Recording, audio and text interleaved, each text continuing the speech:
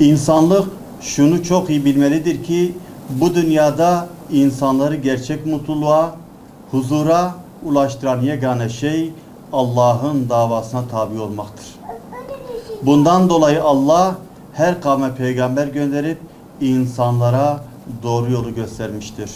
Son peygamber Hazreti Muhammed de bu peygamberler halkasının sonuncusudur. Ondan sonra peygamber gelmeyecektir. İnsanların kurtuluşu ona indirilen kitaba inanmak ve sünnetine tabi olmaktan geçer. Bu münasebetle bu şerefli peygamberi anlamak, sünnetini yaşamak ve yaşatmak her Müslüman üzerine daimi bir vazifedir. Hiç şüphesiz kurtuluş rehberimiz Hz. Muhammed Mustafa sallallahu aleyhi ve sellem'dir. Yeryüzü şeriat-ı Muhammed güneşiyle aydınlanır. İnsanlık ancak bu vesileyle huzur ve güvene kavuşur. Bizler Peygamber Sevdaları Vakfı olarak biliyoruz ki problemlerimizin en güzel ve doğru çözümü kurtuluşumuzun reçetesi ondadır. O halde tüm insanlığa bu reçeteyi sunmak için gayret etmeyi boynumuzun borcu olarak görüyor ve kendimizi insanlık için sorumlu addediyoruz. Bu sorumluluk gereğince Peygamber Sevdaları Vakfı olarak birçok çalışma ve etkinin yanı sıra her yıl Türkiye geneli ödüllü siyer yarışması düzenlemekteyiz.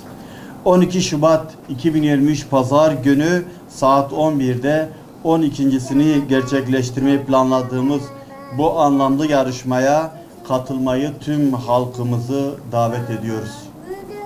İnanıyoruz ki benzer çabalar çoğaldıkça meyvesini verecek ve insanlık dalaletin karanlıklarından imanın nuruna kavuşacaktır.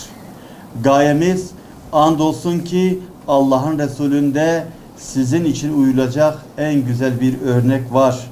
Ayetinde ifade edildiği gibi ondaki örnekliği herkesin okumasını, bilmesini sağlamaktır.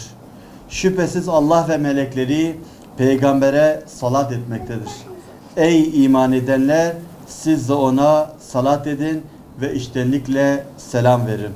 Ayetinin gereği olarak yarışma kitabımız okundukça peygamberin salat ve selamlarla anılmasıdır. Taptaze dimaklara peygamber sevgisini aşılamak ve onun en büyük önder olduğunu ve model alınması gereken en seçkin zat olduğunu işlemektir.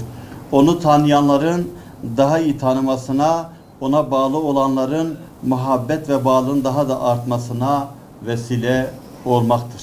Onu oku, onu yasa siyer yarışması hakkında genel bazı bilgilendirmeler. Yarışma kategorileri: 1. kategori 4 ve 5. sınıflar, 2. kategori 6, 7 ve 8. sınıflar, 3. kategori 9, 10, 11 ve 12. sınıflar, 4. kategori belirtilen eğitim durumları dışında kalanlar. Yarışma kitapları: 1 ve 2. kategori yazar Sadullah Aydın'ın Semera Yayıncılık'tan Benim Canım Peygamberim adlı eser. 3 ve 4. kategori yazar Mehmet Emin Sütçü'nün Semera Yayıncılık'tan Server-i Enbiya adlı eseri olacaktır. Başvuru koşulları ve genel bilgiler. Yarışma başvuruları 7 Ekim 2022 ile 22 Ocak 2023 tarihleri arasında Peygamber Sevdaları web sitesi üzerinde yapılacaktır. Yarışmanın yapılacağı yerler, yarışma saati ve tarihi. Yarışma Peygamber Sevdaları Vakfı'nın belirlenen Peygamber Sevdaları web sitesi sayfasında yayınlanacak olan yarışma merkezlerinde 12 Şubat 2023 Pazar 11 ile 12:30 saatleri arasında tek oturumda aynı anda yapılacaktır. Ayrıca yarışmacılara yarışmaya giriş yerleri SMS yoluyla bilgilendirme yapılacaktır. Yarışmanın gerçekleştirilmesi. Yarışmada A ve B olmak üzere 2 kitapçık türü vardır. Kitapçıklarda 1 ve 2. kategori 60 soru, 90 dakika cevaplama süresi, 3 ve 4. kategori 75 soru, 90 dakika cevapla süresi olup puanlama 100 üzerinde değerlendirilecektir. Yarışma süresi bütün kategoriler için aynıdır. Yarışmanın ödülleri, tüm ödüller Türkiye geneli dağıtılacaktır.